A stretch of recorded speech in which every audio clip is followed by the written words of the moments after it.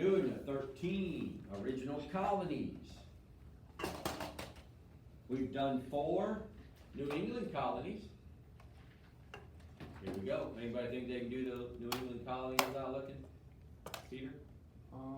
Massachusetts, New Hampshire, Maine. Not Maine. What Rhode is Maine? Island, What is Maine? Massachusetts, Massachusetts. Part of Massachusetts. So you got Massachusetts and New Hampshire, Rhode Island, Rhode Island, Connecticut. and Connecticut, the Constitution state. Alright. Yesterday we did the middle colonies. There are 4 of those. Without looking, anybody remember those? Ethan? Pennsylvania, New York, New Jersey, and Delaware. Delaware, that's right. New York, New Jersey, Pennsylvania, Delaware. So that makes 8. That means there's 5 left, and of course those are the 5 southern colonies. Your map of the southern colonies is on page 31. So you can follow along on there. Up here on my map, it's the colonies in the blue. All right, so here we go on the southern colonies. The first one is Virginia. Well, we kind of already told that story, didn't we? Mm-hmm. Virginia is where it all started. Way back in 1607, it started with Jamestown. You already knew that. That's called the first permanent English settlement, right? And that eventually grows into the colony of Jamestown. So not a whole lot to add to that story. We took a whole period to talk about the very first one in Jamestown. We will add this though, in 1698, Jamestown was destroyed by fire. Now, remember, it started 1607, but so 1698 is like, what's that? 91. 91 years later. So obviously, nobody in 1698, there was no one left that was part of the starting Jamestown, right? A couple generations have passed. But once it was destroyed, instead of deciding to rebuild Jamestown, they just built the city or the town of Williamsburg. I think that shows up on your map as well. Williamsburg is very close to where Jamestown was. And just like Jamestown is a tourist attraction today, so is Williamsburg. Part of that town is what they call Colonial Williamsburg.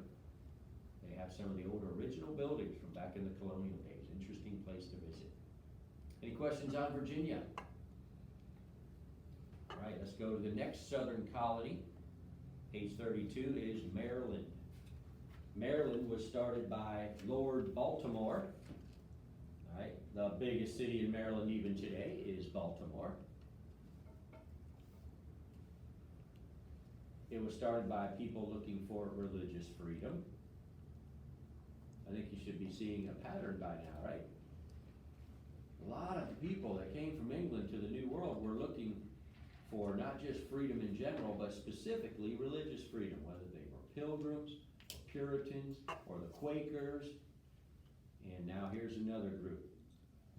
Remember, in England, they had an official church, the Anglican Church, or Church of England. No freedom of religion. That's why the separatists left. That's why the Puritans left. That's why the Quakers left.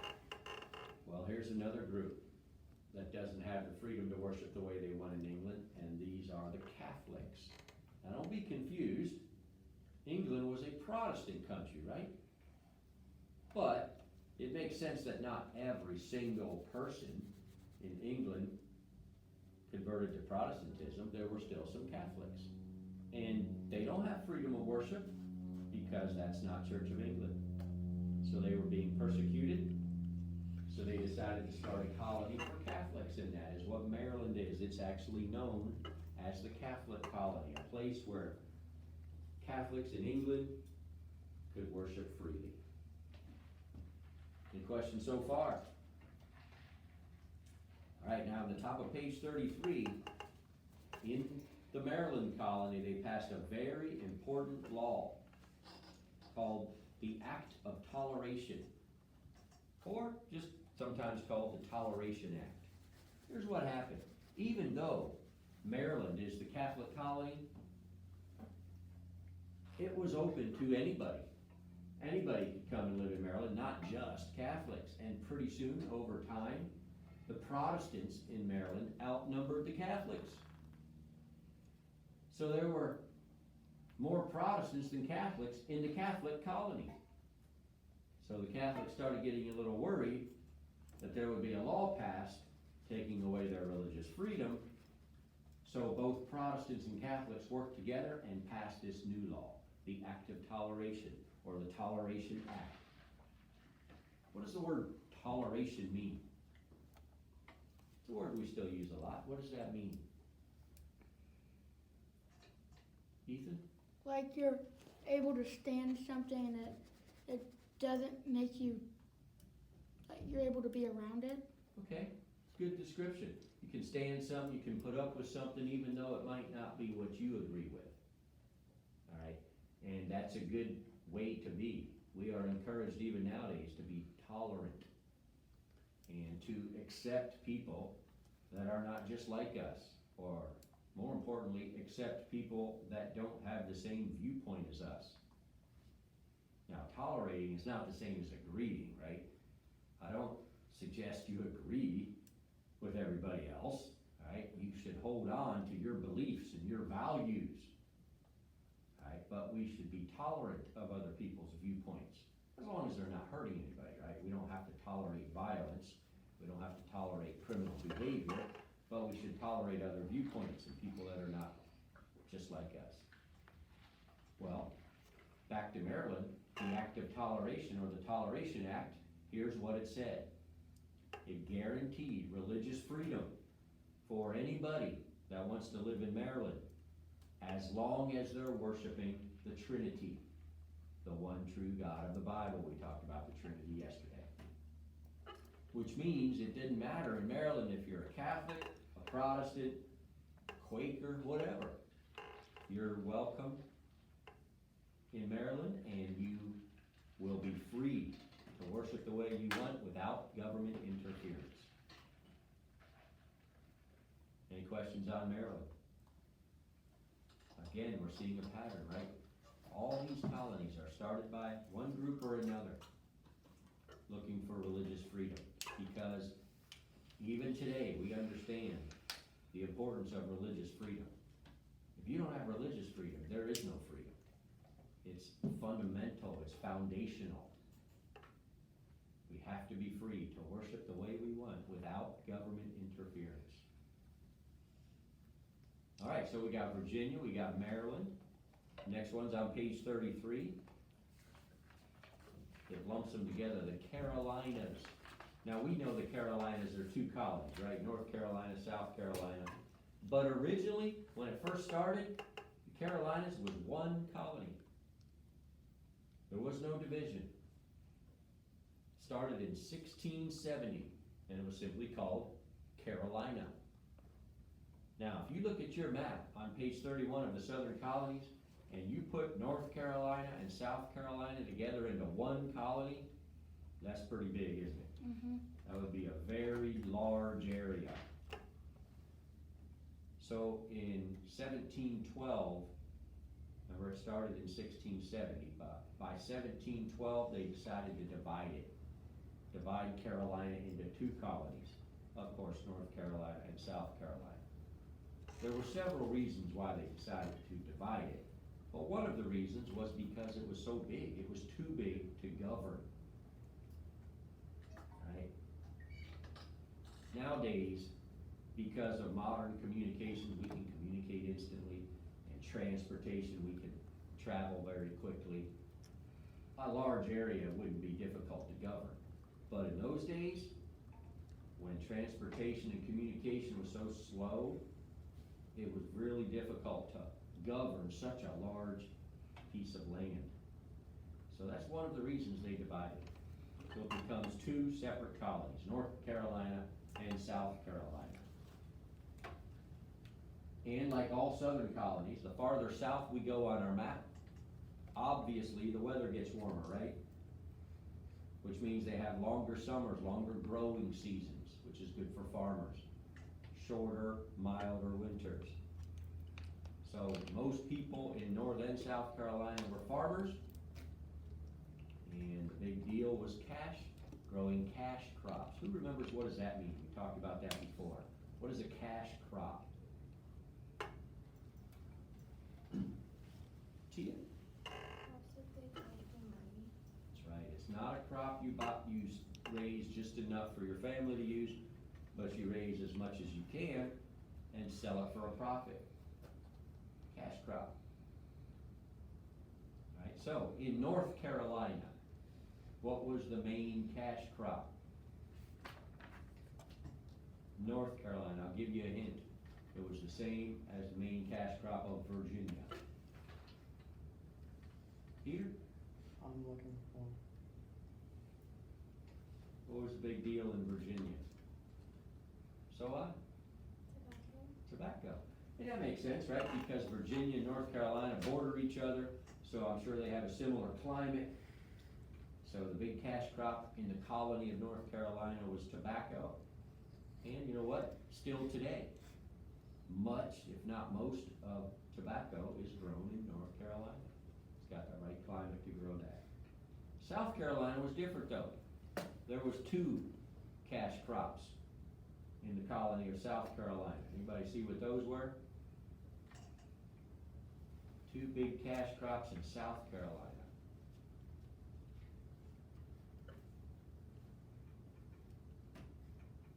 Ethan? Indigo? Indigo? Yeah. And what was the other one? Blue dye? Well, indigo is a crop that's grown to make a blue dye. They make a blue dye out of that crop to Rice? color fabrics or cloth or whatever. And the second one is rice. We all know what rice is for. So again, Carolinas turned into 2 colonies. North Carolina, main cash crop, tobacco. South Carolina, 2 main cash crops, rice and indigo. Any questions on the Carolinas? All right, finally now on page 34, the last colony we learn about also happens to be the very last colony to start. And that, of course, is Georgia. Georgia did not start until the early 1700s. So think about that on a timeline. Jamestown was 1607, so over 100 years later, finally the colony of Georgia is begun. There's a picture of the statue of a man on page 34. That's James Oglethorpe. He is the founder of Georgia. Now, England started the colony of Georgia for 2 reasons. The first reason is a geographic reason. So,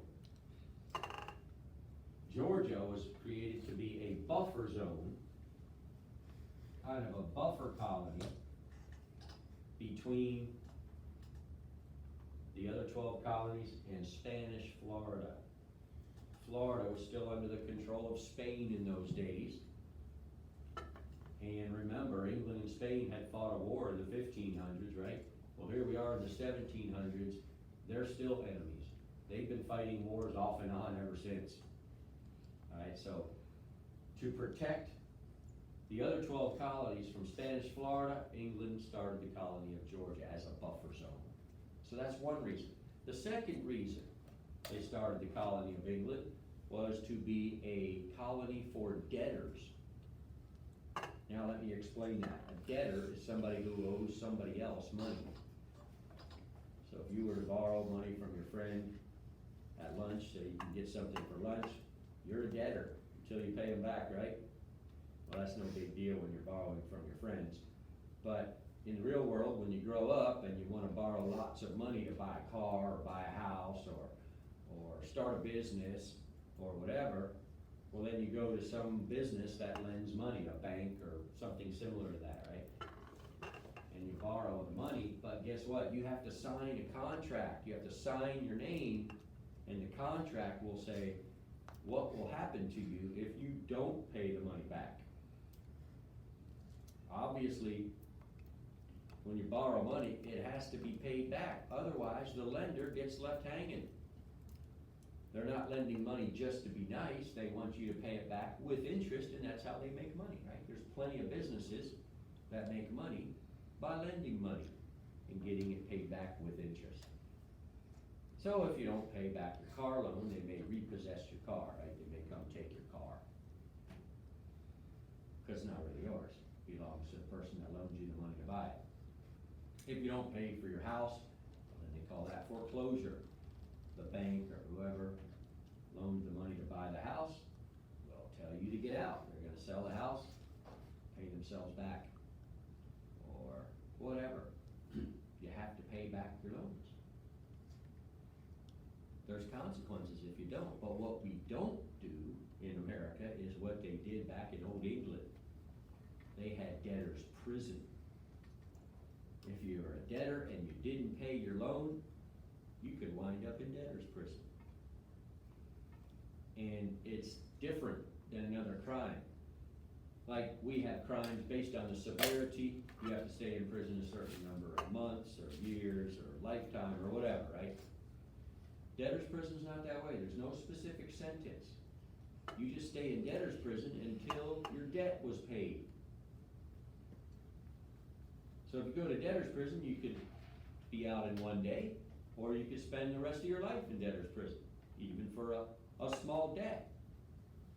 You can get out as soon as your debt is paid. Anybody figure out what's the problem with that plan? Peter? You can't make money when you're Yeah, done? how are you supposed to pay off your debt while you're sitting in prison? You can't work, you can't make money. So that was the flaw, that was the problem with debtor's prison. There were a lot of people spending time in debtor's prison with no way to pay off their debt, even if it was a small way. So just as an example, let's say that Peter is a lender, right? Kind of like a banker. He has a lot of money, he wants to invest it, he invests it by lending to all of us. Let's say all of us live in the same town, and we all borrow money from Peter. And he expects us to pay it back with interest, that's how he makes money. Right? It's good for him, good for us, right? Well, let's say I borrowed money from Peter and came time to pay it back and I couldn't pay it back. I go to Peter to say, man, I'm sorry, I don't have it. Now, he has a choice. He could give me extra time, or he could report me to the authorities and I would be thrown in debtor's prison. Can anyone think of why might Peter decide to give me extra time? Ethan? Because he couldn't make his money back if you were in prison. Exactly. He knows once I go to debtor's prison, not a very good chance he's gonna get his money back. So he might say, all right, Mr. Keeper, I'll give you another month. All right, so the next month goes by, and I have another excuse. Sorry, man, I don't have it for you. All right, well, after a while, even though he knows if he reports me, he'll never get his money back, he has no choice but to report me to the authorities, have me thrown in debtor's prison, because remember, I'm not the only one that borrowed from him, all of you did. And if word gets out that he's a big softy, and you can borrow money from him and not pay him back, and he won't report you, well then none of you are gonna repay your loans either, and then he's left hanging, doesn't get any money. So finally he says, sorry, Mr. Keeper, I have to make an example of you, and I get thrown into debtor's prison. And now I'm stuck. Till the debt's paid, can't work. Well, maybe, I'll be lucky, maybe my good old buddy Ben will come along and pay my debts for me. You'd do that, wouldn't you, Ben? He's not gonna commit to that, he's not sure about that. Alright, so Ben would pay off Peter, I'm free to go, but now the problem, who do I owe money to? Ben. Now I owe money to Ben, alright, and if I don't pay him back, I might have to go back to debtor's prison. So that's how it worked. Well, that's where James Oglethorpe, the founder of Georgia, comes in. He says, wait a minute, if we're going to start a colony to be a buffer zone between England and Spain, we might as well let debtors come here. Now, we're not going to let them go free out of prison, but we're going to let them get out of debtor's prison, come to the New World and help build the Georgia colony, and then what they earn doing that can go to pay off their debts. And it's good for everybody. It's good for the debtors, because they can earn their freedom, get their money paid off. It's good for the lenders, like Peter, because they get their money back. And it's good for England, because they get somebody to help build a colony. Good all the way around, right? So that was the second reason Georgia was started, to be a place for debtors.